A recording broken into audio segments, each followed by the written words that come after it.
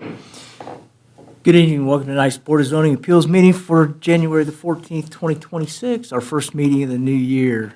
I would like to start by welcoming our newest member, Sherry Oler Hemingway, to the board. With that, will you please call the roll? Jeff Cook, Here. Rob Tidrow, Here. Nathan Sheets, Here. Josh Imhoff, Here. Sherry Oler Hemingway. Here.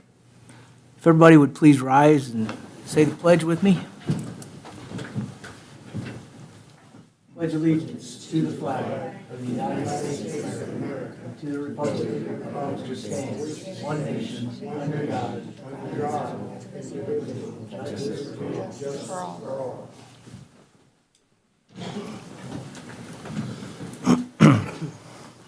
We all received the minutes from our November meeting. If there's no corrections or additions that need to be added, I'll entertain a motion for approval. I'll make a motion to approve the minutes. Second. A motion is second to approve the minutes from 11/12/25. All in favor, say aye. Aye. Opposed? Do you have proof of publication? We do, thank you. This notice was published in advance. It states the time, date, place, and the items on the agenda for the public hearings taking place tonight. I would ask the board to make a motion to accept the proof of publication. Do I hear a motion? I'll make the motion to approve or accept the proof of publication. I'll second. We have a motion and a second to approve proof of publication. All in favor, say aye. Opposed? Because it is the first meeting of the new year, we have to elect the president and vice chair for this board. Do I have any nominations? I'll nominate Jeff Cook for chair. Second? I'll second that nomination. Thank you. I'm honored again. All in favor, say aye. Aye.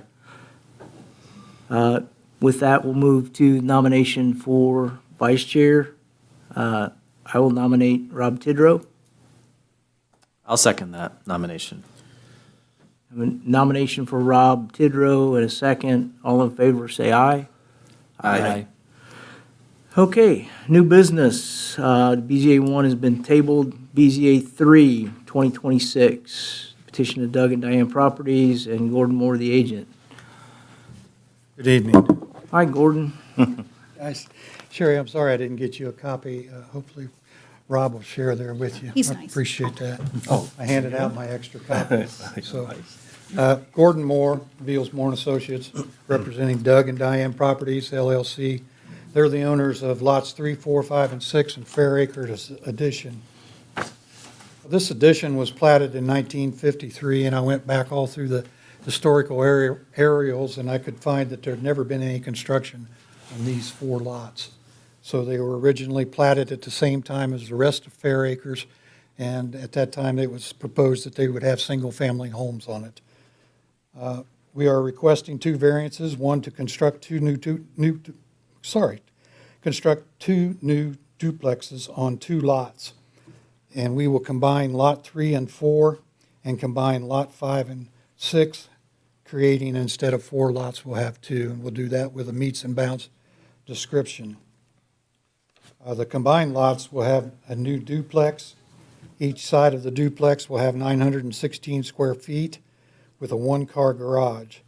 The total number of homes will be 4, as originally platted again in 1953.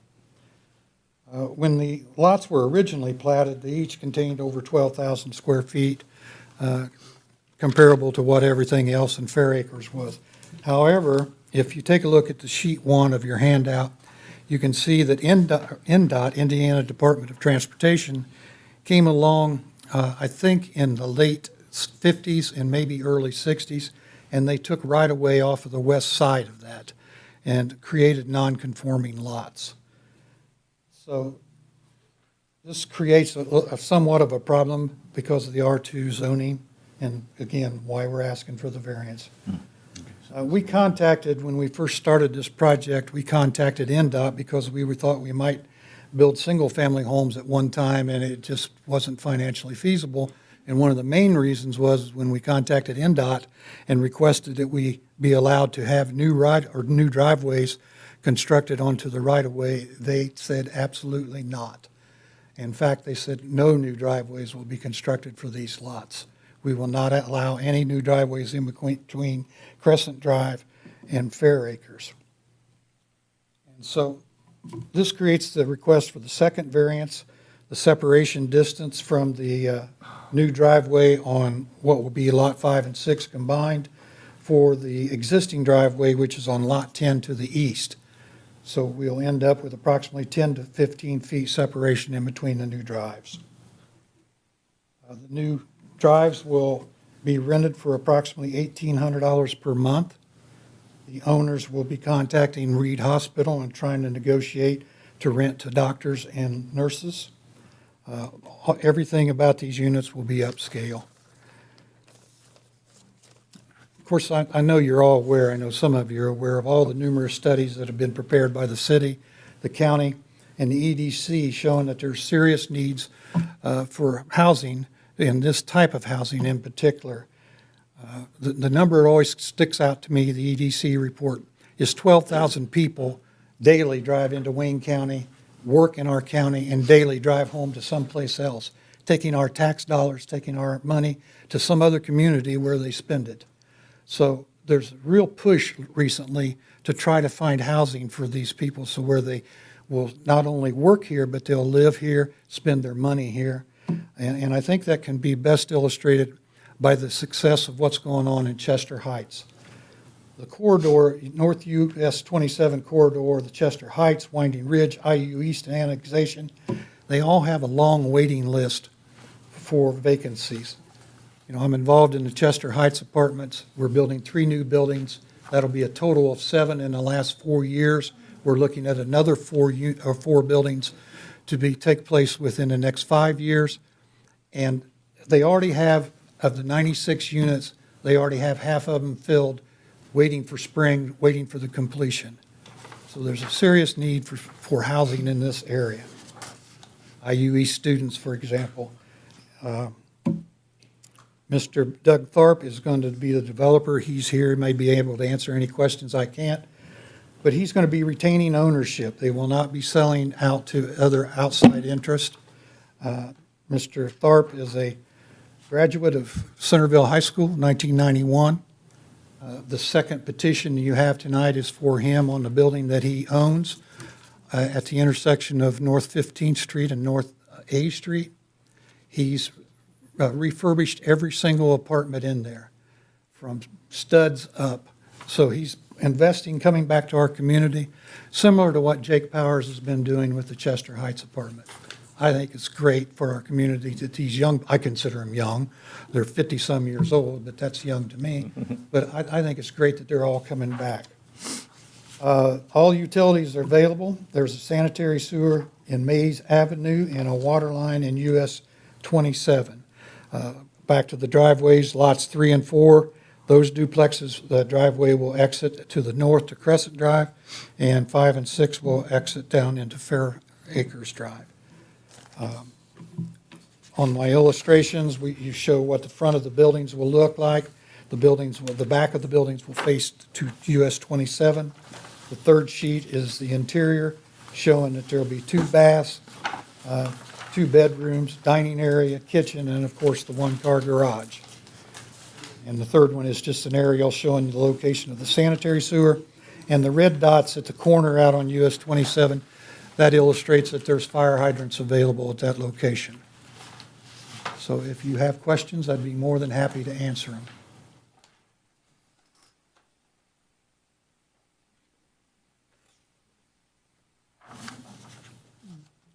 I have a question, Mr. Go ahead. I was just to reiterate where the driveways are going to be Yes, sir. on this illustration, so it's going to be, yeah. There to go. You know, Rob, I think if you take a look at page 3, Right. over on the left-hand side, that best illustrates how the driveways will look. So it'll go out and dump out on Crescent Drive and Fair Acres. The north 2 lots will have 1 duplex, and that driveway will go to the north. The one on the south will go to the south. Okay, thanks. There is no problem with the one in the north as far as the separation, but the driveway, again, for Lot 10 to the east is close to the property line. I guess one thing I didn't mention is the developer is going to have a privacy fence all along the east line of these tracks, separating him from the existing homes. And does it, how close to the other drive will it be? There's going to be approximately a 10 to 15-foot Okay. separation. We haven't done a topographical survey yet of these lots until this gets approved. Once that happens, we'll establish the elevation of the buildings themselves and the physical location of the driveways. Okay. But it won't be any less than 10-foot separation. Okay.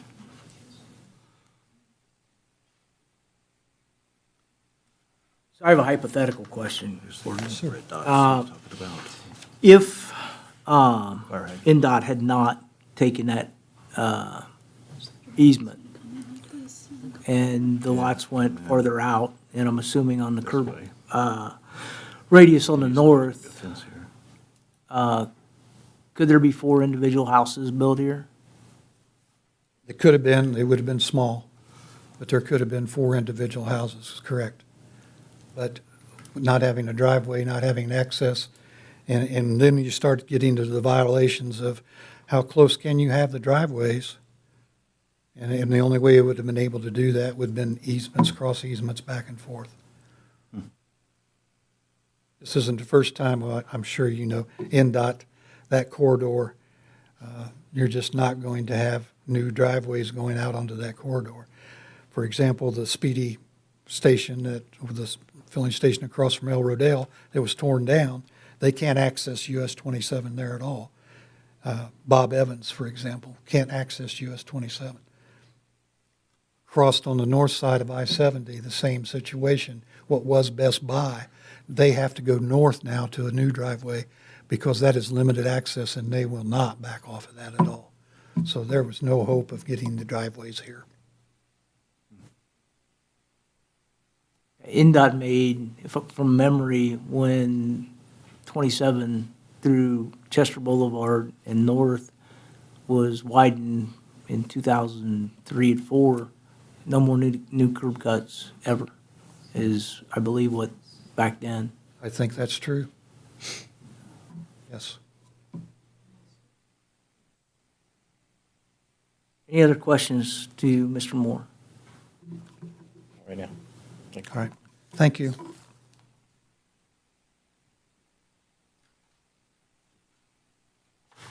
With that, we'll open public hearing. If you wish to speak in favor or in opposition, please come to the microphone, state your name and your address for the record, and give us your questions, thoughts. Absolutely. I think it might help to kind of tell everybody how we got here today. So I'm from Greensport, Centerville. I graduated from Hagerstown. Sir, Yeah, sorry. Graduated from Hagerstown. if you would, state your name and Oh, Doug Tharp, address. 45 Tidewater Drive, Hagerstown. Thank you. I also live in Nashville part-time too, so full disclosure. So I graduated from Hagerstown, graduated from IU East in 1996. I moved to California. Lived in California for 20 years, started looking for things to do back here. My father was diagnosed with cancer. I always loved the building at 15th and North A. Rob Clark lived there when I was at college at IU East. We'd hang out there. I always joke about buying that building one day. The opportunity came, I did it. We developed it. One of the things that we learned in developing it was that, as Gordon pointed out, there's a terrible shortage for workers in the area. Most of these people are staying in Dayton and as far away as Greenfield to work here in Richmond. So we started furnishing the homes or the apartments, and we filled them up quick. And in doing so, what we found is that building has one really bad problem. It doesn't have parking on premises. So a lot of the doctors that we get that are interested in nice housing are afraid to park their cars on the street here. So one of the things I started looking for was, okay, well, let's find another place to do it, close to Reed. This property was mentioned to me by my realtor. I looked at it, I was like, oh, this is an awesome property. So we looked at doing 4 homes on it. Well, as Gordon said, that was shot down by NDOT because there's no access to it. So we're like, all right, well, what else could we do? So the idea came, we actually built 2 of these properties that are similar to this in Greens Fork. It's kind of a test run, believe it or not, 2 years ago. And they worked out really well. And in fact, we were renting them to people that work at Reed. So the idea being, let's do that same thing, closer to Reed, make them a little nicer, put garages in, and we'll have something that doctors will want. You know, as far as if anyone's concerned about the time frame, if this is approved, as soon as the ground thaws, we're building. The money is already set aside for it. The project will move fast. I think we're thinking maybe we can have it done in 6 months. You know, we're willing to work with anybody on any ideas they have about where to put the driveway, where to put a fence, any of that stuff. We're going to try to save the trees. Our plan allows to keep the 4 or 5 big trees in the middle of the lot. I think we're going to have to take the one farthest north out, but all the rest of them will stay. And that's going to become like a sitting area. We'll probably put a fire pit out there, that kind of thing. I mean, it's a great property. I'd love to develop it. We'll do it fast. We'll keep everybody's best interest in mind when doing it. You have any questions for me? I do have one, and it's a personal question. You have no association at all with Reed Health, correct? No, not at all. I just need to clarify that because I'm an employee of Reed Health. Oh, yeah. No, quite honestly, the way that I got involved there was organically. I was putting stuff online, and people were finding it online, and that's how we got into Reed. And then after a while, I was like, well, let me see who I can find at Reed. I found somebody in HR, said, hey, look, here's my website. If you've never looked at it, it's CrosleyLofts.com. Here's what I built. Do you have anybody interested? And the next thing you know, they're like sending me leads all the time. It's waned a little bit. Their censuses are down. But, you know, I mean, I think, you know, in that game, it's peaks and valleys. So, and again, you know, I can't guarantee that I'm going to rent them to doctors. I'd like to. They're clean. They pay. I just wanted to point that out because there are people in the crowd that know me. Yeah. Gordon knows me, and I just want to make sure that there is no conflict of interest, either by appearance or by association. I've probably spoke to that HR person twice in my life about, it was related to the Crosley Loft stuff. Okay, I just wanted to clarify that. And I'm glad you on the did. record. There's no other investors. It's just me and my wife. Okay. I have no questions. Anybody The else? only other thing I might add is, you know, having been interested in real estate around here for a long time, I see people from California, New York buying up properties around here and then doing very little with them. Or actually they hold them and do nothing in most cases. I'm the only fool that has brought California money back to my hometown. And we'll continue to do that if we can make it work out for everyone. Thank you. Yeah, thank you. Crosley Lofts, Crosley. Okay, thank you.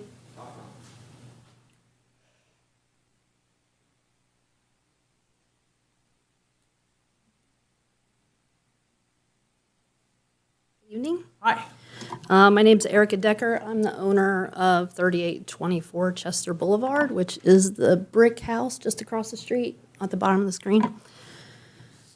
So regarding the variance to allow the 2 duplexes, so I'm definitely all for doing anything we can to make Richmond a better city. But I oppose this specific variance because I don't believe, reading the application, that the applicant has demonstrated unnecessary hardship or a condition peculiar to the property as required by Indiana law. I don't believe this is a variance. I believe this case specifically would be a rezoning case instead. Hardship's not created because the property is suitable for single-family detached homes, which is exactly what the R2 district intends. And other design solutions exist, including lot reconfiguration without duplexes. If you can put a duplex there, you can put a single-family home there. There doesn't seem to be an issue in that case. The access issues cited aren't caused by the zoning ordinance and would still exist regardless of whether the units are duplexes or single-family homes. Additionally, the question that I have is if the applicant or a representative can clarify whether these lots were acquired when these lots were acquired in relation to the US 27 right-of-way expansion. Because if the driveway accesses, sorry.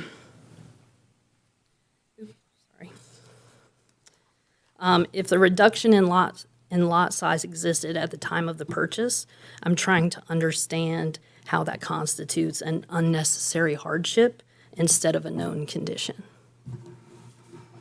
Thank you. Gordon, you want to answer that? I'm not real sure. Again, I think it was the late 50s, when they constructed basically US 27 all the way. But it was after the subdivision was platted that they came in and took the additional right of way. Where the original property line was located versus where it's located now. Yeah, I believe, so I don't, of course, I don't have access to all the documents, but I believe the changes were made in 2003, 2004, and the property was purchased sometime around 2014 or 2015. Right, I would agree with you in point Yeah. on no more curb cuts from NDOT in that time frame. But if NDOT had acquired the curb cut into the other back in the 50s, I think is what, or early 60s is what Gordon is opining on. Understood. Additionally, let me go through my notes and make sure I don't have anything additional. Sorry. I also have some comments about the driveway as well. I know that was brought up, but I don't know if you wanted that now or we were going to be talking about that after this particular case. Okay. Go ahead. So as far as the driveway goes, my opposition isn't necessarily whether a house can be built. It clearly can because it's districted for single-family homes. It's about whether the city should waive the safety standard for driving space on Fair Acres Road adjacent to US 27 because circumstances happen to change elsewhere, particularly on Route 27. Just because a new driveway can't be constructed that will comply with current standards doesn't mean the property can't be used. It means it can't be used in the way that the applicant prefers for it to be used. Such as, lower occupancy with a single-family home, different site layout, single residences, things like that. Thank you.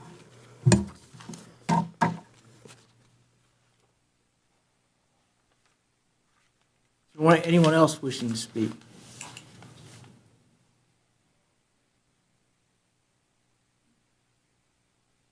Good evening. My name is Robert Busting. Residence is 1024 Crescent. And I've got a few questions. A couple of them he explained at the beginning. But one of the things that I'm concerned about, what's this going to do to the taxes in the area? Is it going to raise them quite a bit? I'm sure it ain't going to lower them. And then also the value of the property by having 4 rentals out front. I know he mentioned about having doctors and nurses and what have you there. I'm sure there's no guarantee that those are the people it's going to rent to. And I'm sure he wouldn't turn down someone that, had the $1,800, I think he said, a month to give it. And I'm concerned about, the properties not being kept up properly. I had a fire a couple of years ago, and I had to live in a rental for 11 months. And the property looked nice, and for the most part it was, but trying to get the landlord, when there was a couple problems, get them fixed, was like pulling teeth. He didn't care about the property at that point. He cared about getting his money. And, I'm hoping that wouldn't be the situation, coming here. But the taxes and the value are something that, I'm sure that I'm not the only one that's concerned about. Trying to find my glasses, I'm sorry. It's that time of year where My we wear too many writing's too pockets. small. Pardon me? Time of year where we wear too many pockets. There you go. Okay. Okay, he mentioned about the water and sewer and electric and all that stuff, that everything was available. So in him saying that, I'm assuming that the people in that area wouldn't have to pay for new utilities to be put in the ground to support these two buildings, four houses. And then again, if there was needing to be different sewers and watering put in, what's that gonna do again to the people there? Are we gonna be the ones stuck for the payment with our taxes going up for that? I mean, are these gentlemen gonna foot the bill on all that also? So, and then you got 4 lots and you're putting 2 buildings on them. And the way that you were explaining it, it would have been easier if you had something to point out. I think I understood where they were going. So there's not a potential for another building if these go over well later on. Is that right? That these would be the only 2 places there? The variance request is for 2 duplexes. Right, but who's to say that we won't be back in another year or 2 years and now we want to add another one? I would ask Gordon to opine on that once you complete, if this is approved, you've maxed out those 4 lots. There's absolutely no way to put another building on that track without coming back to this part, this DCA. It would be impossible. As far as the utility cost, the developer pays for all the installation of the utilities. It won't cost the taxpayers a dime. Okay. I hope that's true.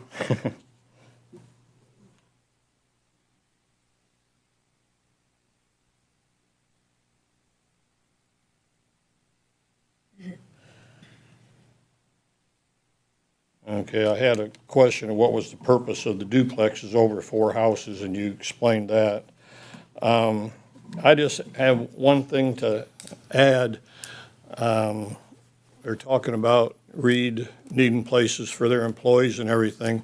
There was a hospital torn down a couple of years ago and still a vacant lot. It looks like there's some kind of work being done in the wooded area along the river or whatever, but there's enough land there, it looks like you could build a whole new fair acres right on that property, and there'd be plenty of room for a lot of people, maybe not the thousands that he was mentioning, but, I don't know if anybody's ever talked to Reed instead of keep buying properties up and sitting on them, maybe, do something like that, because there's a lot of properties that Reed owns, around Richmond that maybe could be developed into this instead of, crowding into another area where there's plenty of room. Or some of the houses that they've bought that are sitting vacant down 27, rent them out. Thank you.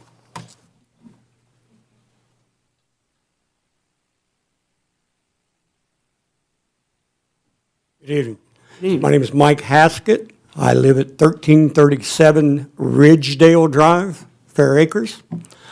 My wife and I, we've lived in the area 34 years. We own our home. The thought of bringing in 2 rentals for us, we're totally against it. I just, I don't want to see when you come into our area, and we've got a beautiful, beautiful neighborhood. I mean, the neighbors are great neighbors. We look out after one another. They take care of one another. The idea of having 2 rental properties there, again, it's kind of sounded like like they're selling me a used car. Oh, doctors and nurses are going to come in. Can't guarantee that. You don't know what you're going to get. Like I said, the almighty dollar rules. So, you can bring in somebody can sign a contract, yeah, I agree to pay $1,800 a month, but what happens when they do stop paying $1,800 a month? You all know as well as I do, you can't just walk in and evict them, it takes forever to get them out. And then, again, you have the build-up, the maintenance of the property. I've seen properties go from nice to bad. We have a property in our area that was a rental property. It was a modular, it was a beautiful modular when it was first rented out. Now it looks like a piece of junk because the renters don't take care of things. The place looks horrible. It was sold recently. Hopefully they'll remodel it and fix it up, but it really looks bad. But we oppose it because of, again, we're concerned about taxes. We're concerned about the value of our properties. And as the gentleman before me spoke, there are plenty of available areas besides that front area there.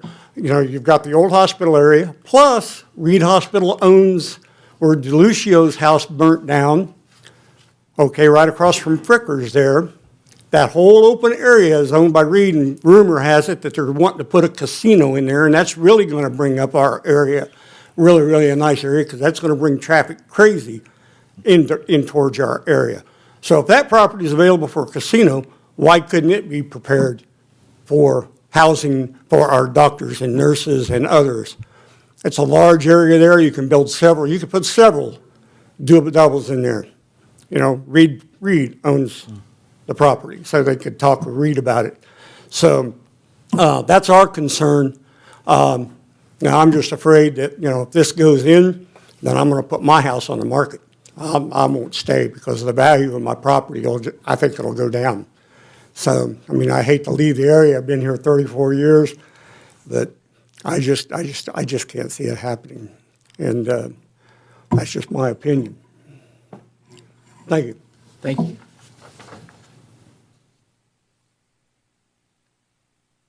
Hello, my name is Aaron Miller. I live at 2931 Mays Avenue. I'm actually one of the houses as soon as I walk in my front door, like that's the lot that I'm looking at. My wife and I, we oppose it. Oppose it for all the reasons that these gentlemen has said before me. Also oppose it. We have a pretty bad flooding problem. The gentleman that lives in front of me, Tim, all of like around his garage, his backyard back there, all of that floods really bad. So I assume that they're going to have to build these apartments up a little bit. And so I think that's going to cause even worse flooding issues for us. Yeah, and I just think that having apartments out there instead of homes that, you know, people that have bought it and live in it themselves, I think over time that the value of the things are going to go down. You know, what if this gentleman, he decides to leave the area? What if he dies? You know, who's going to buy it? Who's going to take care of it? So, yeah, thanks. Thank you.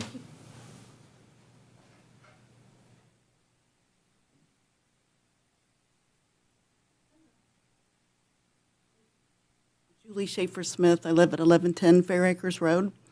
One thing that bothers me, and we just found out about this last night, there was maybe 4 or 5 residents in our area that received the letter. One of them that's a property owner sent it to me yesterday, so I put it on Facebook and we got more people gathered, but I'm wondering why we all didn't receive information on this. And then the letter that was sent, it said, do you oppose or do you agree? I'd like to know how many letters were sent out, how many agreed, how many opposed, and how can we make this not happen? How many opposing neighbors would it take to make this not happen? But I appreciate you and bringing money into our area because that's what we need. But I don't want that there. It just bothers me. We have a wonderful neighborhood. It's quiet. There's no streetlights. There's no sidewalks. It's just a great neighborhood. The property values, I think, are fairly well for our area. Houses sell quickly, but this does, and no disrespect, but it does bother me, and I don't want it to happen. So how can we make it not happen? You know? I mean, I think if more letters would have went out, we would have had more people up here to oppose it and to speak. But with only 4 or 5 people getting letters, so the numbers, you know, we can't oppose if we don't know what it's about. That's all I have to say. Thank you.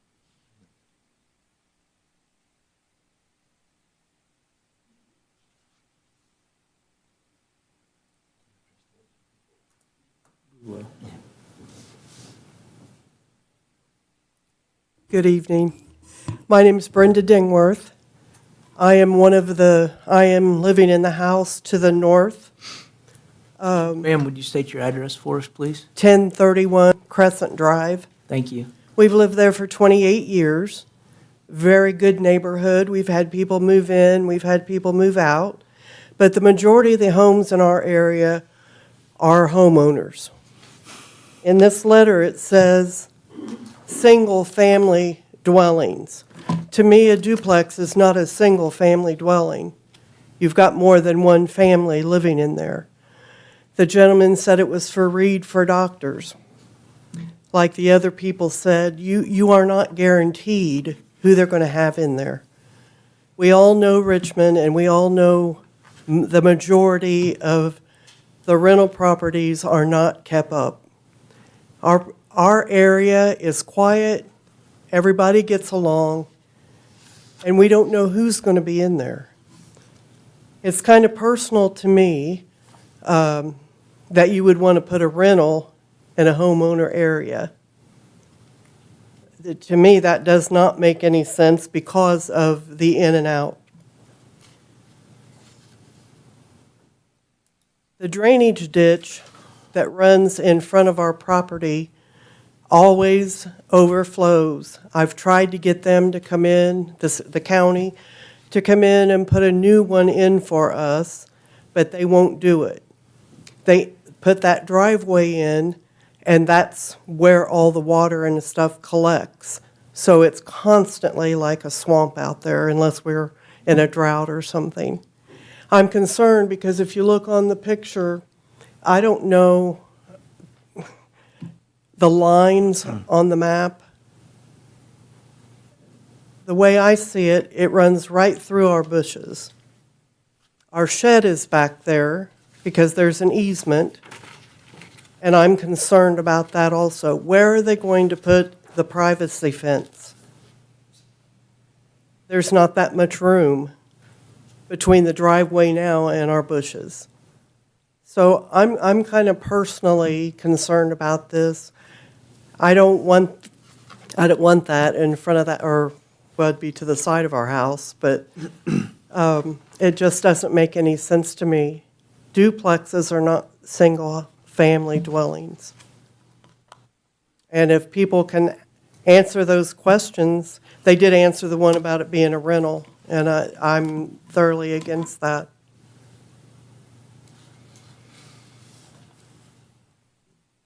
Thank you. Can you answer me about the bushes and our property? I can only talk to him. I'm sorry? I can only talk to him. Oh, If you have an answer, I'd love to hear it. I'll put it where, what's the one question you're wanting an answer to? well, I'm concerned for our bushes and our property because it's so close.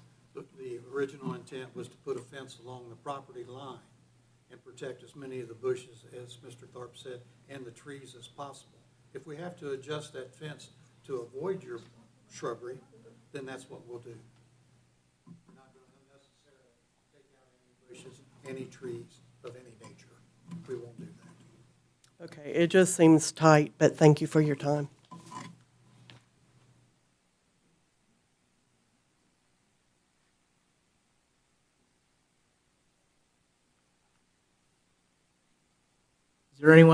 Is there anyone else wishing to speak?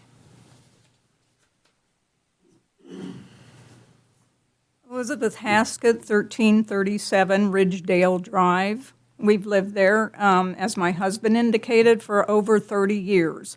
And we've always found the neighborhood to be very supportive. People take care of their properties. I see no point in putting a rental at the entrance to the properties. I hope everyone has recorded all the important points that everyone here has kept kind of repeating about their concerns. I noticed that one of the things that bothered me was we only found out about this last night.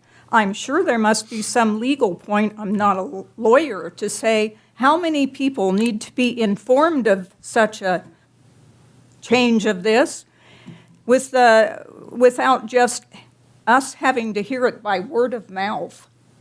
In fact, I got it on a text from one of our neighbors.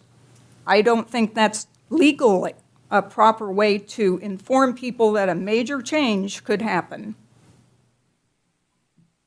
It's a wonderful neighborhood. You can walk and feel safe. And I don't think that we need a rental in the front of the neighborhood for people who are coming in. A point was made, I don't know if they think that we are to be impressed by the fact that this could rent for $1,800 a month for each of those rentals. And they made a point of the Chester Heights apartments. It's my understanding that Chester Heights is a movable rate kind of situation, and that there's a lot of low-income people who move there. So I don't know how you can stick to $1,800 a month for a rental and think that that impresses a large number of people.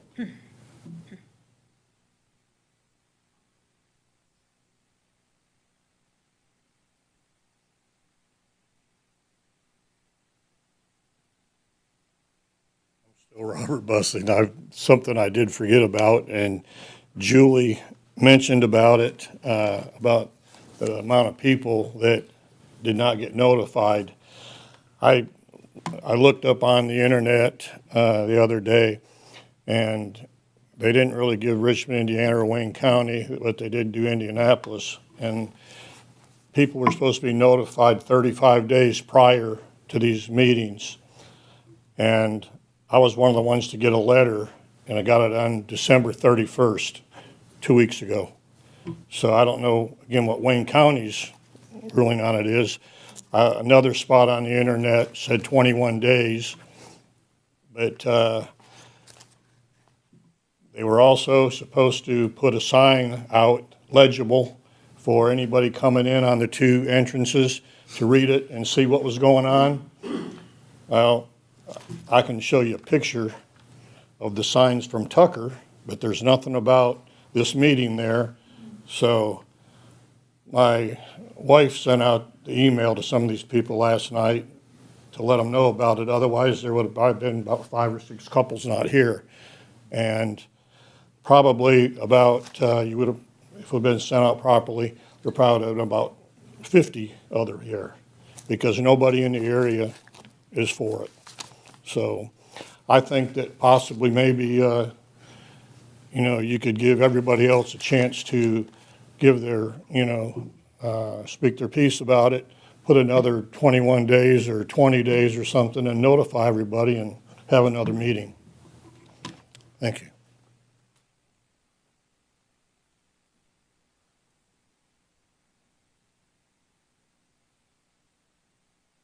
Is there anyone else wishing to speak?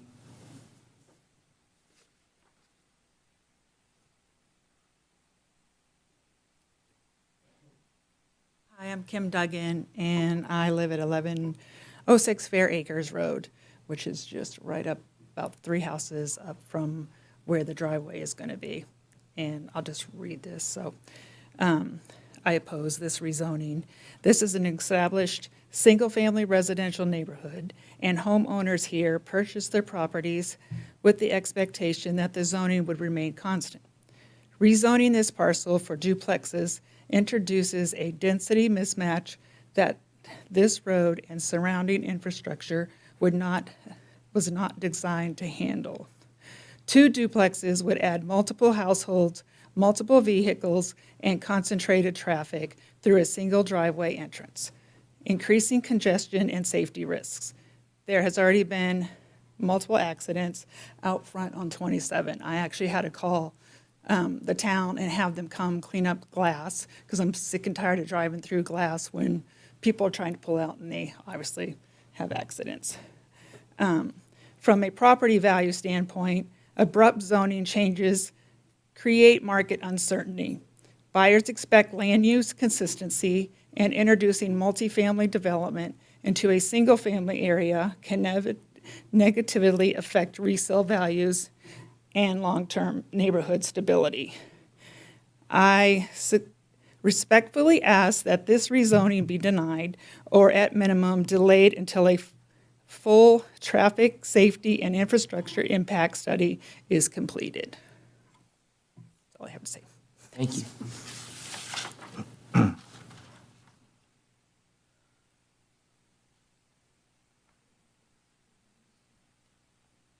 Anyone else wish to speak?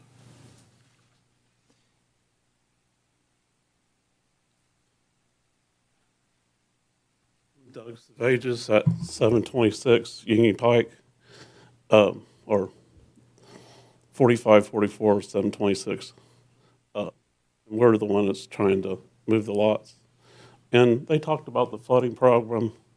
Well, 2006, 2005, when the state went through, spent $30 million on all the roads out there, made them safer, put turn lanes in them, everything. They fixed a lot of the problem. They went back a few years ago and fixed the problem that was flooding by Carter's and fixed those ditches so they're not over flooding. I've been out there for over 50 years. I mean, we got other rental houses out there. I mean, you're going to have rental houses wherever you go. You're going to have people buy houses and move into them and not be able to pay for them, and still you'll have problems. But, I mean, you guys would either do it or not, but like I say, it's not in the driveways. Before, the state put the center lane in there to make it safer, cut out the turnings so you won't get rear-ended. So that was a main part. The state spent $30 million to do. So, and that's about all I have for it. Thank you. Aaron Miller again. So back to his flooding issue. The flooding issue is absolutely not fixed. I live in the front right there, and so does Tim. And as you heard them, it's bad. I mean, you get any kind of rain, it all comes down from the fields back behind us, and it pools in my front yard there and goes down to Tim. It gets into his garage, and I assume it goes out to that field out there. I don't own the property, so I don't walk out there. I just assume, and that's why I said I think that they'll have to build these apartments up, potentially pushing the water back towards us homeowners even further. I contacted Wayne County maybe 4 years ago. I've lived out there for 30-something years. I grew up there. I bought the house for my family. But I contacted them probably 3 years ago, and they came out and dug my ditch a little bit deeper in the front to try to help with the situation. And then last year, before they paved it, they went through and replaced all the pipes. I was there. I was off on vacation that week, and they put the same exact size pipe in that they had before. They literally just dug it out in the corner of my yard, across the road. I saw the piece that they took out, put back in, and they went over top of it. There was nothing changed to help the situation. It's just as bad as it has been for 20-something years. So, I mean, and I think this is going to make it worse. Thanks.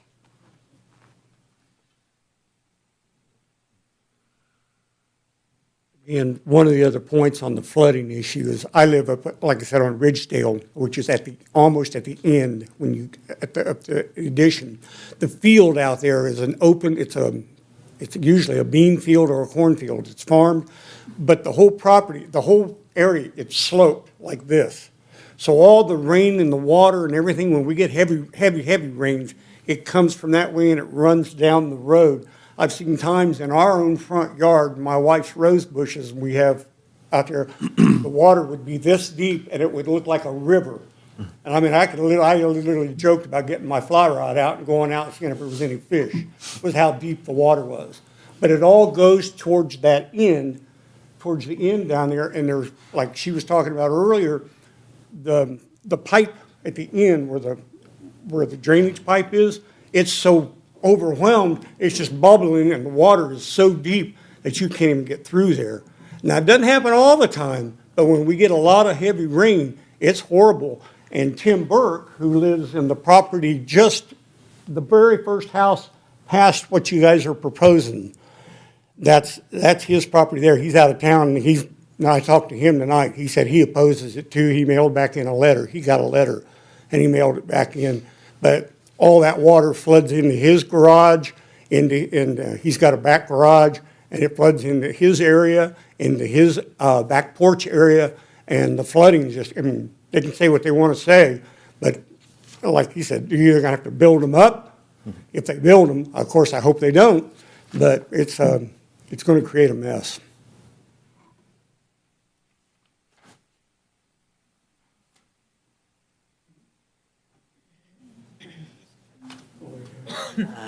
Karen Bussing, 1024 Crescent Lane. We bought out there in May. Our grandson lives in the home. And I second her on the safety issue. This is a very tight area for them to do this. And it's right in front of Fair Acres. And I think you guys should see it. And I think as people living here, because we're facing it, I mean, it's going to impede our driveway somewhat. I think we should see what kind of plans that they're wanting. Are they going to be two-story? You know, I think we have not been told enough. And if you guys would see how small a plot they're wanting to do this on, it's just, to me, too crowded and condensed to be doing what they want to do. Thank you.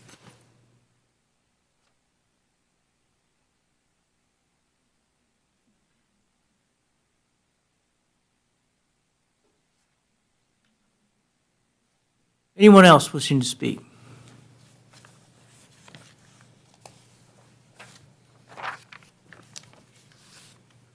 To address a couple issues, density is no more than what is already permitted. There will be 4 residential homes, which is what is permitted on 4 separate lots right now. The flooding, I know you understand and hope that the audience will understand. Before we can obtain a building permit, I believe this is dual jurisdiction, correct, in this county and city? It is in the fringe. It's in the 2-mile fringe. So we're going to have to go through 2 approval processes. We will have to design this site after we do a topographical survey to show the elevation of the buildings, show the elevations of the parking lots, or the driveways, I'm sorry. And also, if there's going to be additional water runoff, then we're going to have to find a way to retain that on site. I would assume that we're going to do that through a series of swales, both up on the north side and on the south side. I think there will be a break in the middle to where we can divert the water in both directions. But the codes are requiring us to make sure that we don't allow water, additional water, from what is right now going on to adjacent properties due to the hard surfaces that we're going to apply to go on to other properties. We have to control that on site, and we can do that. I can't address taxes. I'm not educated enough in what the taxes. I know we'll have 2 new buildings, have a new tax basis that has never been there. The rentals out front, I can understand the concerns. However, if you'll take a look at recent subdivisions in Richmond, the Smithfield addition that they're proposing out on the east side of mixed use, to where you have duplexes, you've got tris, you've got quads, all in one development. And the theory is it's changed over the years in development to move the rentals out front. So, if you go over to Centerville and the Dickman subdivision that was put in years ago, there's duplexes, there's tris as you go into the subdivision, and then the single-family residences are built in the back. It's a reversal of what is traditionally we always did, and that was take the rentals and hide them in the back.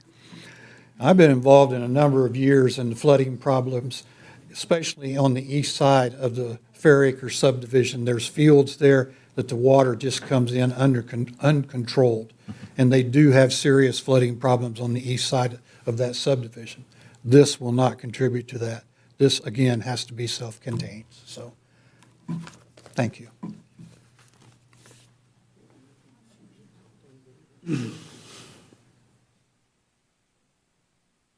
Elizabeth Haskett, 1337 Ridgedale Drive. I'm going to open my mouth again.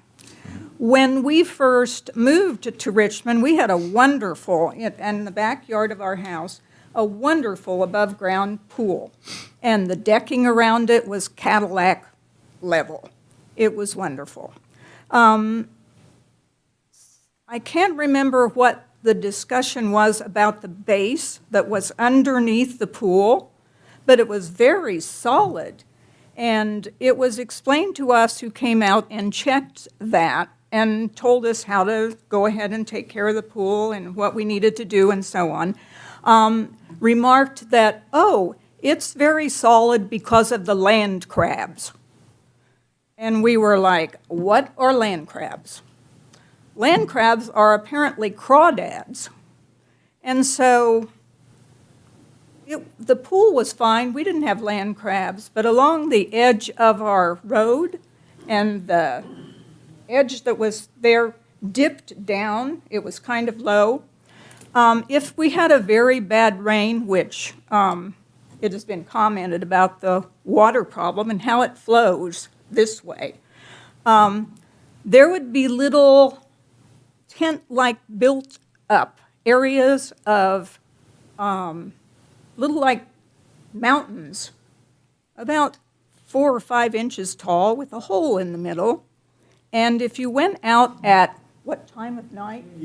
In the evening, the little guys would stick their heads up through the hole because they were getting insects. Too much water, so they'd come up, and I guess they'd catch insects. It was so interesting that once in a while the land crab would show up on our driveway. They were so interesting, my husband caught a couple, and I put them in something nice for the land crabs and took it to school, and the kids were fascinated. So that was a positive. When I brought them back home, I took them down to the edge of 27, where it's real deep there, where you first enter Fair Acres, and put the little guys back in there, because I didn't want to kill them. So the land crabs were all up and down beside our road, if the weather was bad and there was a lot of rain. When we had children at home as teenagers and needed 2 more parking spots, we flattened out ground cemented out ground as a parking pad right next to the garage. We took that dirt and put it along the street so that we didn't have that dip anymore. The land crabs disappeared. But someone told us there's a large aquifer that runs underneath the Fair Acres area. And I don't know if that's where the land crabs came from, but that's a story I remember, but we haven't seen any in years. I just hope that people who make decisions for other people and it affects their lives make good decisions for people in a positive way. Because I don't like it when people make decisions they don't have to live with.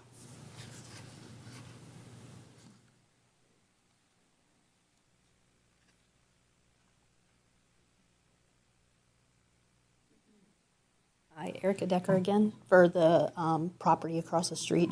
So since the flooding came up, I just wanted to identify for the board, when the flooding happens, the residents have said that comes down in towards 27. What happens is it crosses 27. You can't see it now because it's been clicked on and there's all those lines. But on our property, there's a white fence that goes down towards 27. At that point, there's a ditch that's been washed off and goes down into our field and floods our field. Now, the city comes maybe once a year, once every couple years, and fills that in with random dirt and excess asphalt. And what that does is when there's another rain and it floods, it washes all that dirt and asphalt into our pond. To date, we've been there since 2021. It's filled our pond. We no longer have a pond, and now it floods the field down at the bottom of the hill of our house. And I guess I'm worried that if they're building there and they fix that, that's going to create more. And we can't get the county or the city to come out and fix that. And it's starting, there's going to be a point where it starts to collapse 27 right there because it's at the yellow line at this point where they're filling it up and where it washes away.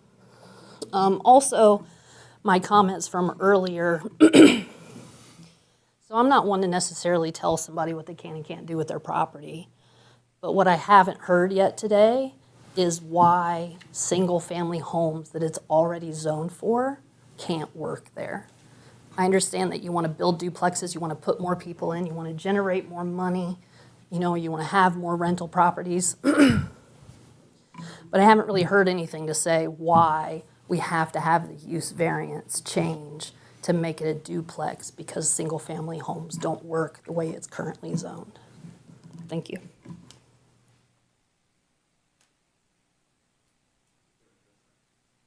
Yes. We started the discussion with it, Doug Tharp, 45, Tidewater, Hagerstown. We started the discussions on this property in August. We contacted Gordon because we couldn't figure out how to put 4 properties on it. My original plan was to put 4 townhomes. I'm told there's a property down here on the south side of town that's put townhomes up. And I was like, I don't really want to flip them. I'm into managing them and running them and developing properties that way. But we started in August, and that's what the initial plan was. When we found out that NDOT wasn't going to allow the any entry off of 27, we had to pivot. When you look at the cost to build 4 independent homes versus building 2 duplexes, it's cheaper to build 2 duplexes, and the profit's going to be more. But it doesn't change the capacity. If somebody comes along with a lot more money than I have and builds 4 single-family homes there, who's to say they don't rent all 4 of them? That was our original plan. The only difference is that you just have to put a variance if you ever go to sell them. You could put 4 single-family homes there. Yeah, you'd probably make less money because of the cost to build it. But I don't see how it adds capacity.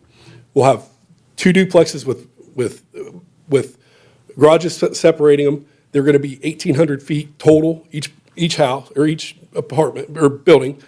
I just don't see how it adds to the capacity. And the only thing I'd add, and this isn't meant to brag, but going through this, the only way that we found to make money with this is to do high end. We looked at, first of all, I don't do any of the slumlord stuff. It's not my thing. We looked at doing high end. And to do this, it's going to cost me about $1.2 million to do this. Now, it isn't meant to brag. It's just meant to tell you that this isn't going to be a slumlord situation. I hope that makes somebody feel better. Thank you.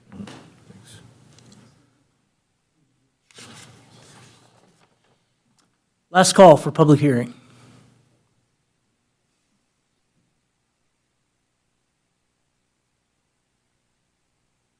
Duggan again, 1106 Fair Acres. So if you want to put 4 houses in there, because of the prices, You have to talk to us. sorry, if you want to put 4 houses in there, and you're going to have multiple families in there, and who's to say that you don't rent it to just an average family that's, not a doctor, and they have kids that are 16 or over, they're going to have multiple cars in there. I don't care if you have 1 garage or not. So it's going to cause a lot of congestion right there. And you're looking to get the most of your money recouped, why don't you make it just 2 family houses, give them some land, make it still look nice, and charge $3,600 a month for rent instead of having a duplex at $1,800 for 2 families. That would make sense. I mean, if you have to put something there and you don't want to waste the land, but that's a beautiful area, and it would be nice to kind of keep the way it looks if you're going to put single-family houses there, which is what the rest of the neighborhood is. So there's an idea for you. Just thought. Sure. You have to take all the trees out to put 4 single-family homes in there, and I was trying not to take the trees out. It's a beautiful property. We're trying our best to not destroy it.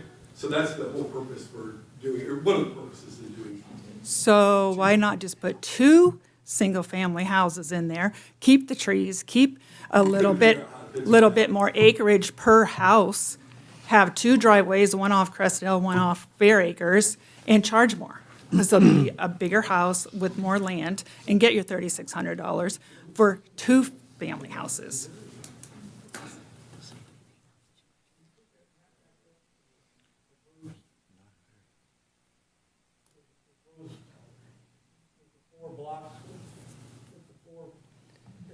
Your visuals need improvement.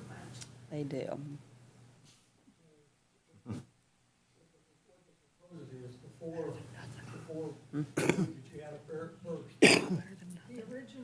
The original view.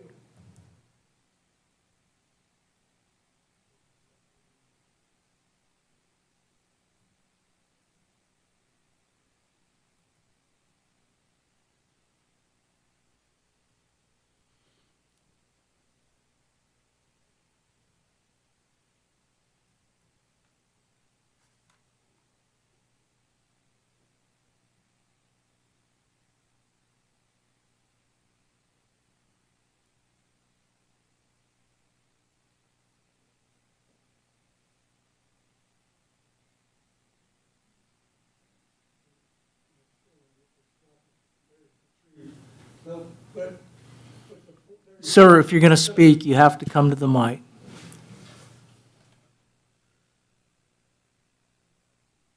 My question is, if you're looking at that, it went away. If you're looking at that, he's saying he wants to save the trees.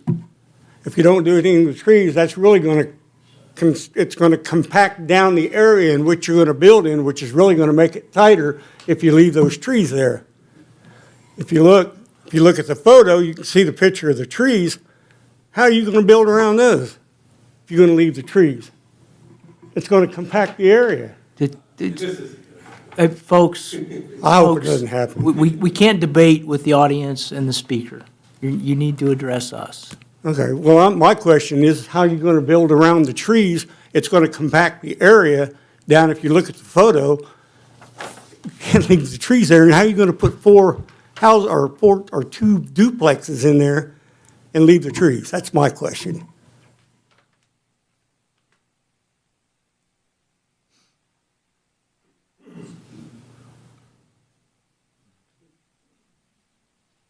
In 24, Crescent, Karen Bussing. I want to understand how all this operation does. I mean, what are you guys deciding now on this rezoning? I mean, you know, we all found out about this last minute. Now, we did get notified like 2 weeks ago. But how do you guys decide when to me, you should go see what they're going to do? I mean, you're making a decision for a whole neighborhood. And I just want to know how you guys come up with your decision without even going out and seeing the tightness we're all talking about and things like that. I want to know, what is the process we're going through right now? So you can certainly access Indiana Code 3674, which contains all of the zoning provisions. And then, Jeff, if you want to speak more to this, but you guys certainly do take field trips out there as far as drive-bys and looking and whatnot. I think you should. Please. So, first, we're not rezoning anything. We are here to hear a petition on 2 variances of Correct. standards. Second, I drive past this property probably 30 times a week because of where I live. As soon as I got my packet, I sent that very picture to Joanne and said, is this the property we're talking about? This is not the first time I, as part of this board, have heard about rezoning, not rezoning, but variances for this property. So I'm very familiar with this property. Well, I would think anybody living here in Richmond, all of you, I would think you know Fair Acres. So you do know our concerns. And you do know this tiny little lot of what they're wanting to do and putting in these extra driveways. You know, I think it's very tight. And I'm just asking, how do you come up with your decision for all of us back here? Our decision is going to be based on findings of fact and a staff report, plus what we've heard from everybody in this room tonight. Okay. I've not been through something like this. Okay, thank you.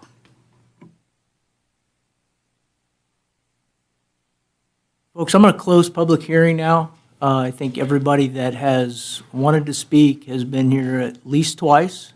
So we're going to close public hearing and hear staff report. Thank you. The petition of Doug and Diane Property LLC owner, Gordon Moore agent, at 0 Chester Boulevard, Richmond, Indiana, requesting a variance of use to allow 2 duplexes to be constructed in the medium-density, single-family R2 district. The use right now is vacant land. Zoning is single-family residential R2. Total of the 4 lots is 0.99 acres. The zoning to the north, south, and east is all single-family residential R2. To the west is general commercial. The land use to the north, south, and east are single-family dwellings. To the west is a farmland along with a single-family dwelling. Article 2.09, the duplexes is not a permitted use. The proposed variance would allow 2 duplexes to be constructed in the medium-family residential R2 zoning district. The property was originally platted in 1953. Lots 3, 4, 5, and 6 were never developed. US 27 North expanded the right-of-way and reduced the lot size from 11,500 feet to 9,500 square feet. On December 24th, 2025, the public hearing was advertised in the Western Wayne News. On January 2nd, 24 adjacent properties were notified about the variance and public hearing by mail, and we did get a few letters back. BZA 3-22026, we received 4 replies opposed with comments. Joyce Ann Retz, 2932 Mays Avenue. Sewage overload and boxing my property in. I bought this property due to the open view to 27. It will be crowded and decrease the value of my property.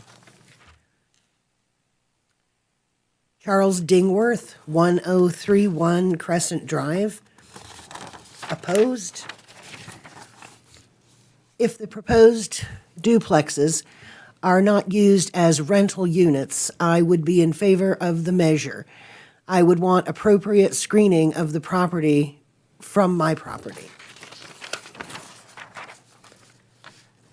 Katrina Smiley and Steve Richardson, 1333 Fair Acres Road. Opposed. Hello, this is an email per your request about the land at the front of Fair Acres Addition. We oppose of the houses that are wanting to be built on that land. But in opposition to that, we need to know if what exact type of housing is going there. Is it a duplex being an upstairs, downstairs unit, or one-level house with attached garages? And are they going to be for sale or for rent? That addition is all houses that are for sale. We do not want to see it become properties that are for rent because landlords do not keep up on their properties. I think I can speak for the majority on the behalf of we do not want the properties built on that land. There are other places in and around where those houses can be built. Why there? That area is congested enough. We don't need to add any more properties to that area. Move them somewhere else. That land lot has been like that for years. Don't add houses on it. It's land, and let's keep it that way. It's a nice property. Leave it alone. Please don't build on it. And the building of it would disrupt people's privacy that live there by it. And I feel there isn't enough room, and it's taking up other people's space near their property. Erica Decker, 3824 Chester Boulevard, opposed. Dear members of the Board of Zoning Appeals, I'm writing to express my opposition to the variance request for the 4 lots in the Fair Acres addition that seeks approval to combine them into 2 lots and construct 2 duplexes. My main concern is that I do not understand why these lots cannot be used for what the area is already zoned for, single-family homes. The property is zoned R2 and the lots are currently vacant. Nothing in the request explains why single-family detached homes are not possible, only that duplexes are preferred. Wanting to build something different or more efficient should not be the same thing as being unable to use the property as zoned. The request also relies heavily on driveway access issues related to US 27. However, I do not see how approving duplexes solves that problem. NDOT will not approve individual driveways onto US 27, regardless of whether the homes are duplexes or single-family. Shared driveways or access from side streets would still be required either way. If those solutions are necessary no matter what, then driveway access does not justify changing the type of housing allowed. I'm also concerned that this variance is being requested alongside another variance to reduce driveway separation below the standard 16 feet. When multiple variances are needed to make a project work, it suggests the proposal may not be a good fit for the zoning district. Taken together, these requests increase traffic and access impacts and set a precedent that could affect nearby properties. Finally, while the applicant notes that 4 residences were originally intended, 4 single-family homes and 2 duplexes are not the same in terms of neighborhood character, intensity, and parking impacts. Duplexes introduce a different type of development than what the R2 district is meant to support. For these reasons, I respectfully ask the board to deny this variance request and uphold the intent of the R2 zoning district. Thank you, Erica Decker.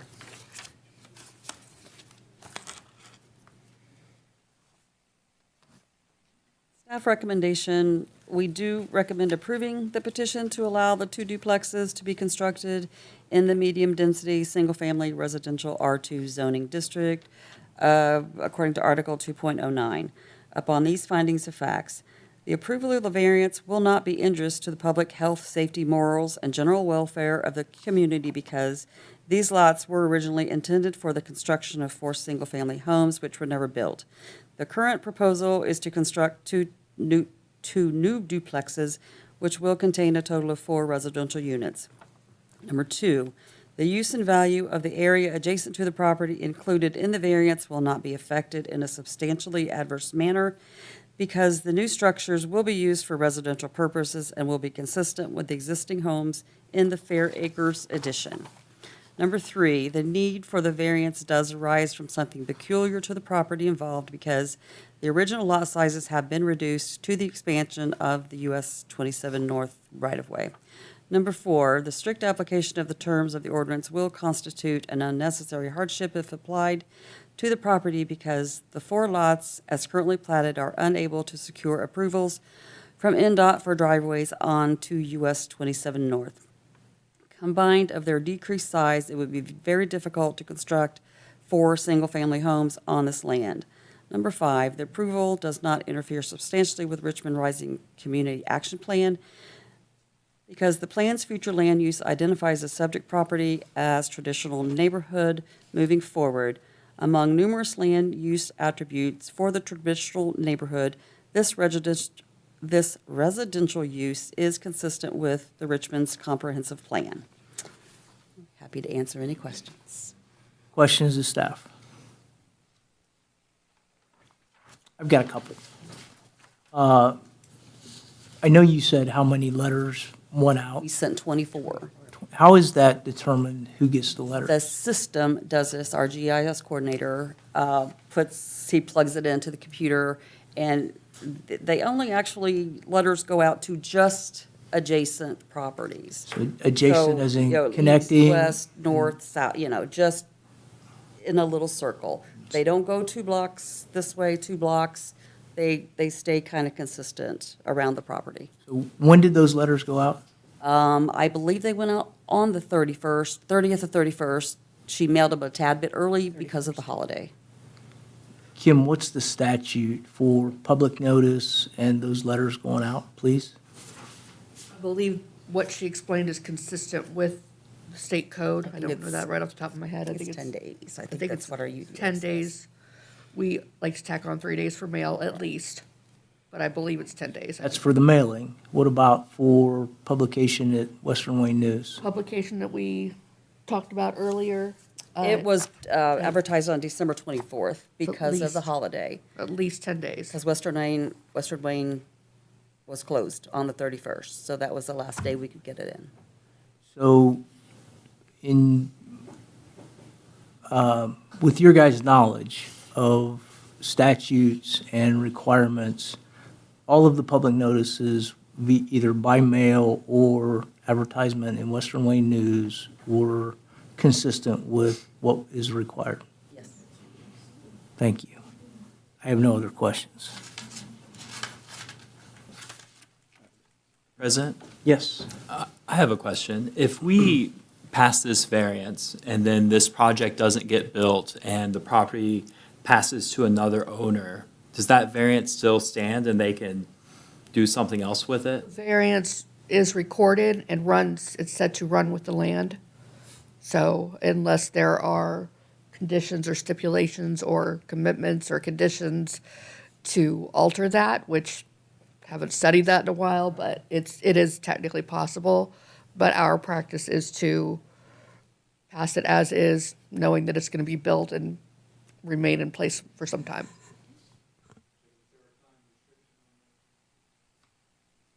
Running with the land? If they don't develop within a certain period of time, then the variance. Believe you're correct. I don't know what the time frame is, We spoke earlier that I believe there was a variance granted to this property many years ago, not several years ago, not many. I could check on that. I think normally, when it's recorded, it runs with the land, but I will double check that because we do have provisions about when a use is abandoned for a year. That's a little bit different in my world as far as if it's something gets recorded and it runs with the land, but I could double check that. Past experiences. Hey. If they don't develop within a certain period of time, when there's BZA approvals. Now, planning commission is something else, but BZA, I think there's a time frame on that, but that's. Yeah. I could certainly double check that. If I may, I remember last year we discussed a property, I think it was on L Street, where this topic kind of came up about the property transfer, and if I'm remembering correctly, and I might not be, because we've moved into a new year, but I think there was a discussion about, with the transfer, that the variance would have to come back up for a discussion. But just to say that, like, in recent memory, we did have this conversation from my, You remember what the topic of the L Street was? it's that, I mean, I can remember exactly where it was, right off the train tracks. Do you remember the use of the? I can't remember off the top of my head. Just to say that I think there was an example of us kind of having this conversation. I'll check either way. I'm just trying to Yeah, I can't recall remember off the top of my head. that particular location. Yeah. I have a question. So, talking about ownership, right now, Mr. Tharp, is it? You do not own the properties, correct? So it would have to transfer owner to, if we, approve this tonight, it's on the land and it's owned by this other individual. And then the variance would have, if you sell the land to the builder, then it'd have to transfer. The variance gets recorded. Right, So when they purchase it, it's already recorded on the title. on the titles, correct. So it would have to transfer in. It So it does, yes. automatically, it just runs with the land. So even if Mr. Tharp doesn't do the building, yeah, it's someone else who buys. He wouldn't have to Yeah. sell a variance, yeah. The variance would run with the land and stay with the land unless there are other weird conditions put in place.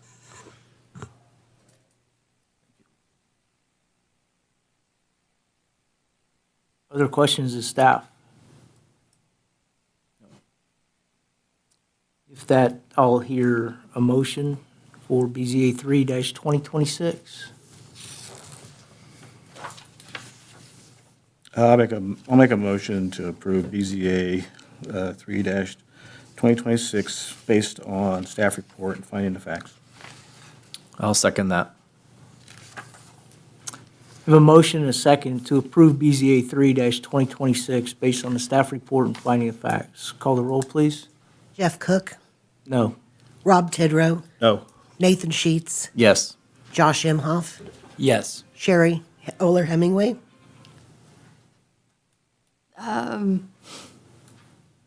Yes. We do have a quorum. We do have a majority. BZA 3-2026 passes.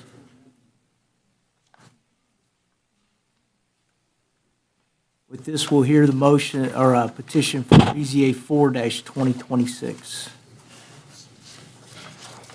I think a lot of the information is here, but based on the order, we have to rehear this.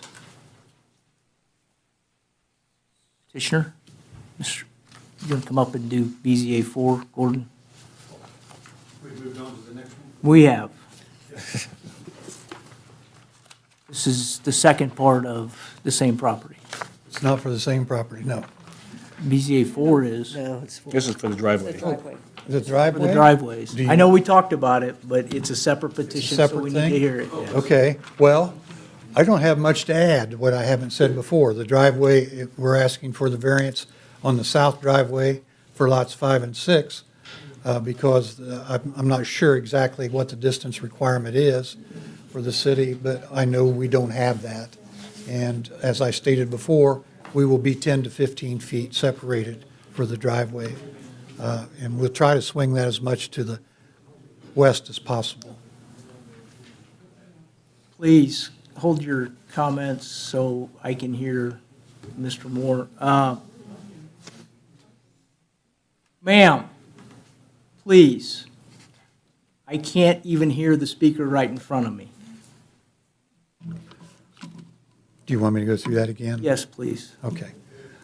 As we stated previously, the driveway location does not meet the city criteria for separation of the driveways.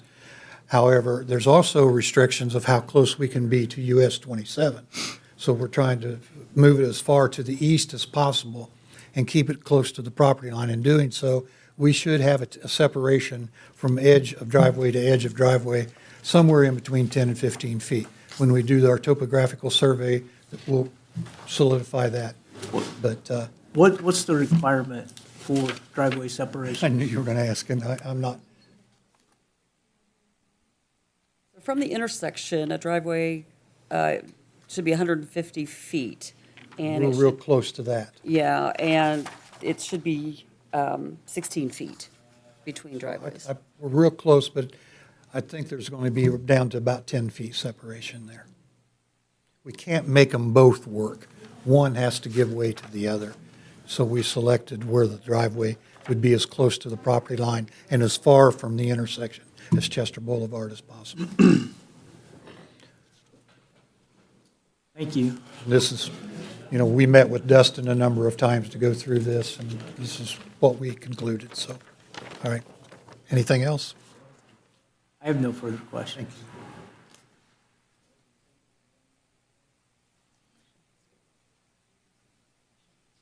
With that, we'll open up public hearing for BZA 4-2026. Is there anyone wishing to speak further on this petition?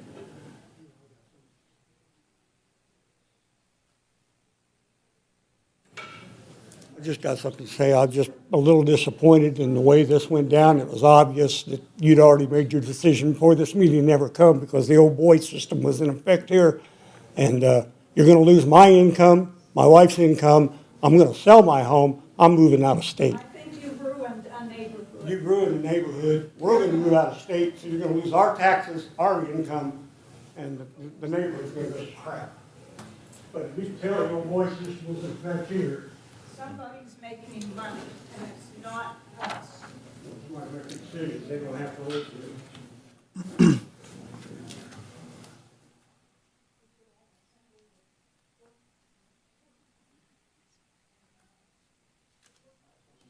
With that, we'll close public hearing and hear the staff report for BZA 4-2026.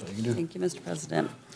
The petition of Doug and Diane Properties, LLC owner, Gordon Moore agent, location 0 Chester Boulevard in Richmond. Approval for variance of development standards to reduce the driveway separation to be less than 16 feet from the adjacent drive on Fair Acres Road in the medium-density, single-family R2 district. The use is a vacant lot. Zoning is R2. Lot size 19,158 feet, 0.449 acres. Zoning north, south, and east is all R2. Land use also is single-family residential in all directions. To the west is general commercial. Land use farmland with a single-family dwelling. Section 5.21A, 2B, residential driveway standards. Unless a shared driveway is established, 2 or more driveways shall not be permitted to be installed within 16 feet of one another if access is along a local street. The proposed variance would allow a reduction of a driveway separation to be less than 16 feet from the adjacent drive on Fair Acres Road.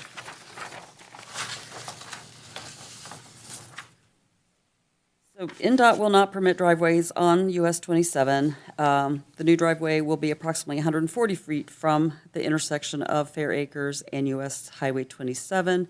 I did write the UDO driveway standards on your staff report. On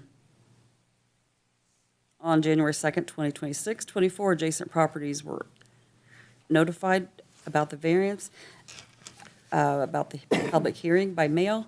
On December 24th, the public hearing was advertised in the Western Wayne News. And we did get some letters back. BZA 4-2026, one response in favor, Charles Dingworth, 1031 Crescent Drive. And we have 3 opposed with comments, 1 opposed. Tim Burke, opposed. Rentals, values of nearby homes can be affected negatively if not maintained properly. If turnover of 2 at high, it could bring down values of homes. This area is zoned for small family homes. Joyce Ann Retz, opposed. 2932 Mays Avenue, sewage overload and boxing my property in. I bought this property due to the open view to 27. It will be crowded and a decreased value of my property. Erica Decker, 3824, opposed. This is the same letter that I had written, or for number 3. I'm writing to respectfully oppose BZA Case 4, which requests a variance to reduce the required driveway separation on Fair Acres Road in the R2 district. My opposition is not to reasonable residential use of the property. My concern is that this request does not meet Indiana's legal standards for granting a variance and would waive an existing safety standard without qualifying hardship. The stated reason for the variance is that NDOT will not permit new driveway access onto US 27, leaving the applicant unable to construct a driveway that meets current local separation requirements. However, Indiana variance law is clear and that a practical difficulty must arise from conditions unique to the property itself, not from external agency decisions, changes to surrounding roadways, or development constraints that apply generally. The inability to design a driveway that complies with current standards does not by itself establish a hardship inherent to the land. The application also relies heavily on the fact that the subdivision was originally platted in the 1950s for multiple homes. While that history may explain prior intent, it should not control present-day decisions. Traffic volumes, roadway function, and congestion patterns on Fair Acres Road and US 27 are significantly different today than they were decades ago. Current zoning and driveway separation standards exist specifically to address modern safety conditions, and historic platting should not be used to justify setting these standards aside. Additionally, the claim that the driveway will generate minimal traffic does not address the purpose of driveway separation requirements. These standards are not based solely on traffic counts, but on sight distance, turning conflicts, emergency access, and increasing safety impacts. Reducing required separation increases conflict points on a roadway that already functions differently than it did when the subdivision was first created.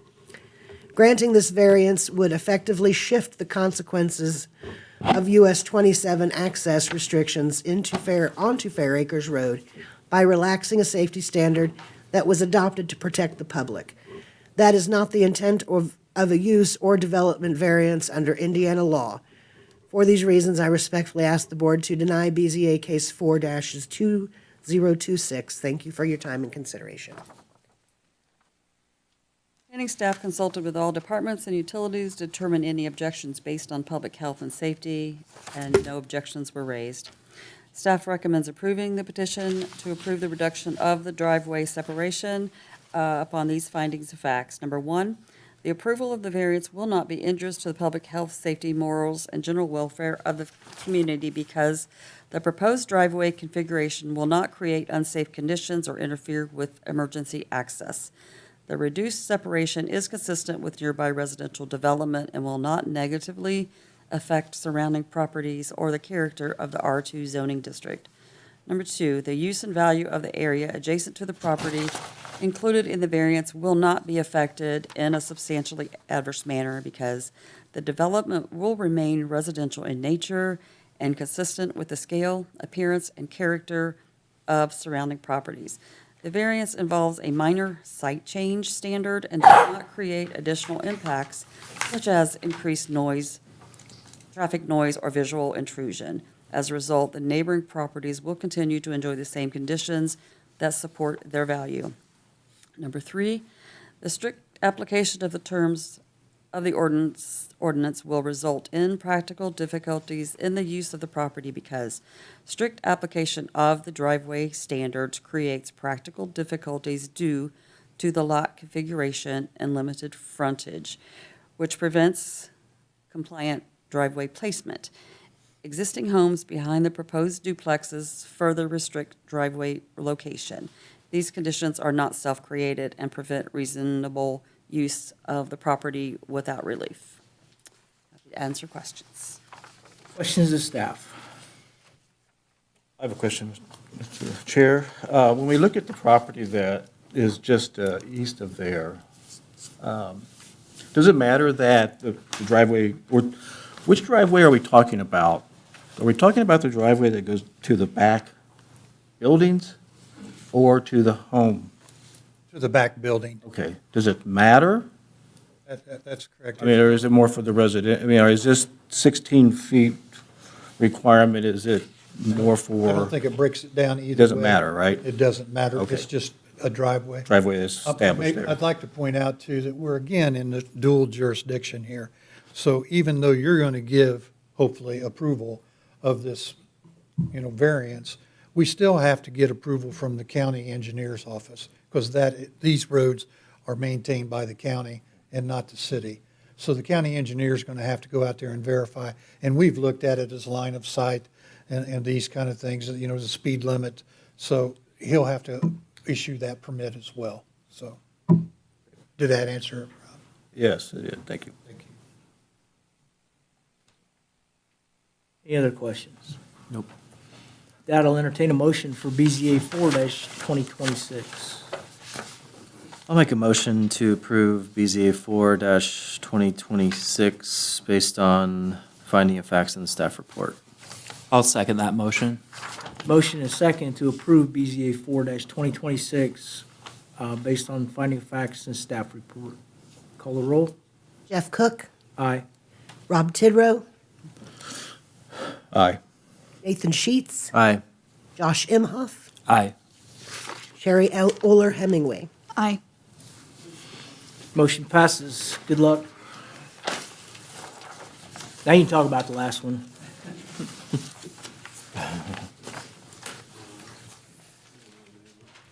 I'm way out of my wheelhouse here. I hope everybody realizes I've never done a sign.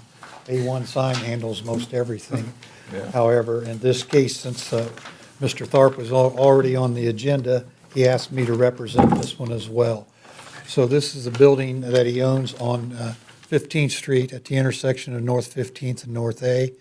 The first sheet that I gave you shows the type of sign that he's proposing. Mr. Cook brought up a very good question, and I don't think Mr. Tharp has really got a good answer. He says you were going to be able to read it both ways. Yeah, it looks upside down to me too, so.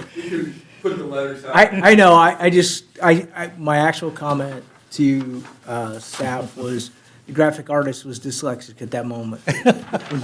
So, but you can tell it's going to be approximately 4 inches out from the building. The second sheet shows the building that we're proposing to place the sign on. But the third sheet that I provided you is a location that they have in Indianapolis that shows the exact same sign on the outside of the building. So that gives you an illustration of what this is going to look like when it's complete. So I'll try to answer any sign-related questions you might have. If not, Mr. Tharp can answer those. Any questions to the petitioner? Will this sign be facing North A? Or which side of the building? It's going to be on the face of the North A building. But you'll be able to read it as you come up 15th Street or coming down North A Street, both ways. Okay? I have a question. Where did you get the name Crosley? That's a great question. Let me answer that. Because Because my client told me that Crosley was Powell Crosley, who manufactured cars in Yes. Richmond, Indiana from 1930 and 1950. And I think all the old timers know what the little Crosley looked like. I know where there's one. Do you really? Yeah. You own one? No, Rudy Sperling at Risco. He's got Really? one. He's got one in his store. I think there's one in the museum, of course, in Yeah. the Wayne County Museum. But that's how he came up with the name of the Crosley. Well, it used to be Avco Crosley, the factory we had in town, and then Crosley owned Cincinnati Reds, the old Crosley Field and stuff, so. So I'll expound a little more. My dad and grandpa used to. I worked at Harris Allied. Were you familiar with Harris Oh, yeah. Allied? Yes. And believe it or not, I still work for that company. It's been bought, but Paul was the first, or Powell was the real first big radio broadcaster in the nation. So that kind of hit home with me since I sell equipment to radio. Oh, great. And my dad had a Crosley refrigerator that lasted for Forever. forever. Forever. Yes. Yeah. All right. Thank you. That's all, man. Open up for public hearing. I'm closing public hearing. Here's the Thank staff you. report.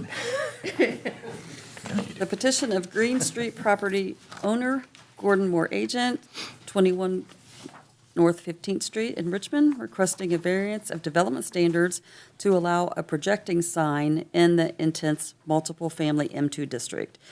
The use is an apartment building. Zoning is M2, 0.0229 acres. The zoning to the north, urban residential. Land use is a medical office. Zoning to the south, general commercial. The land use is Penn Station, barbershop, Papa John's, all commercial. To the east, general commercial, auto house garage.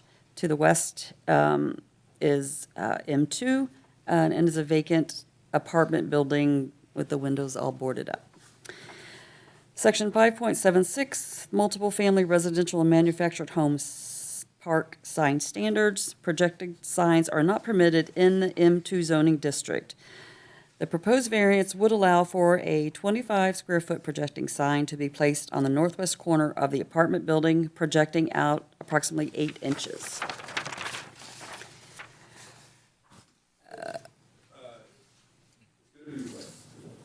Four, great, right, sorry.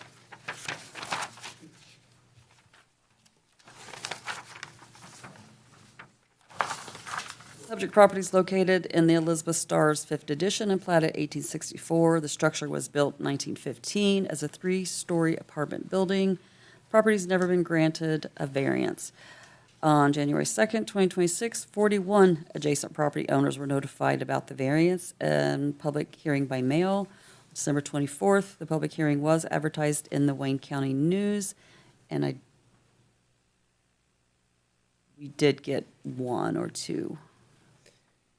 We received one letter for BZA 5-2026 in favor, Suzanne Willis, 115 North 15th Street.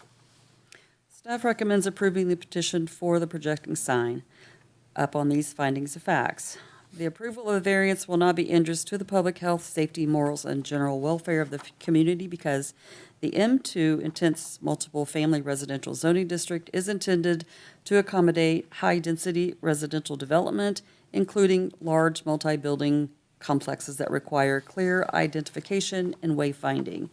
Number 2, the use and value of the area adjacent to the property included in the variance will not be affected in a substantially adverse manner because the proposed projecting sign is compatible with the high-density residential character of the M2 intense multiple-family residential zoning district, is subordinate in scale and design to the building, and does not authorize any change in permitted use or residential density. The sign serves as a functional identification and wayfinding purpose that supports the orderly use and marketability of the residential development without diminishing neighboring property values or residential enjoyment. Number 3, the strict application of the terms of the ordinance will result in a practical difficulty if the use of the property because the strict application of the sign ordinance would result in a practical difficulty in the use of the property because the size, scale, and configuration of the intense multi-family residential development limit the visibility of building identification from public streets and internal circulation areas when signage is restricted to wall-mounted standards. Due to the building's height, facade, and design, compliant signage does not provide adequate identification for residents, visitors, service providers, and emergency responders. The requested variance from the development standards allows for reasonable and functional signage while maintaining the residential use of the property and does not result from self-created conditions or an attempt to intensify the use of the site. There is one written commitment that the sign must be approved by the Board of Works before receiving the actual permit. Happy to answer any questions.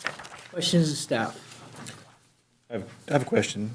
What are we approving here, this actual, we're allowing the variance that we have a sign projecting from the side of the Right, building. projecting signs is not permitted in that Okay. zoning district. Are we approving the size of it, of the sign? The fact that it's projecting, and Right, it's not a so the wall. size of it doesn't matter to The us. size, no. That'll go to the- Size and height are conforming. Right. Okay, Yes. So it, just the fact that it's Projecting out. protruding out Okay. 4 inches from the Because there building. is, okay, there is a change in the size or something, and I wanted to make sure that was noted, but if it's not important, then. It's only going to project out 4 Yes. inches instead of 8. Instead of 8, so, but, okay, that's all the question I have. That I'll entertain a motion for BZA 5-2026. I'll make a motion for BZA 5-2026 based on the staff report, finding of facts, and the written commitment. I'll second that motion. And a motion is second to approve BZA 5-2026 based on staff report, finding of fact, and the written commitment. Call the roll, please. Jeff Cook, Aye. Rob Tidrow, Aye. Nathan Sheets, Aye. Josh Imhoff, Aye. Sherry Oler Hemingway. Aye. Motion carries. Great. I like to look at these signs. I've seen them in other areas. Frankfurt's got some, and of Yeah. course Fisher's, Yeah, they you look know. good. It took a long time for me to find the ones that I liked, and I drove by it, it's just outside of the east side. Oh my goodness, everybody takes a picture. They are nice, yeah. So, according to our agenda, we probably have some stuff for next month. We have at least 3, possibly 4. I think one came in the email late today. Okay. Today was the deadline for filing for next month.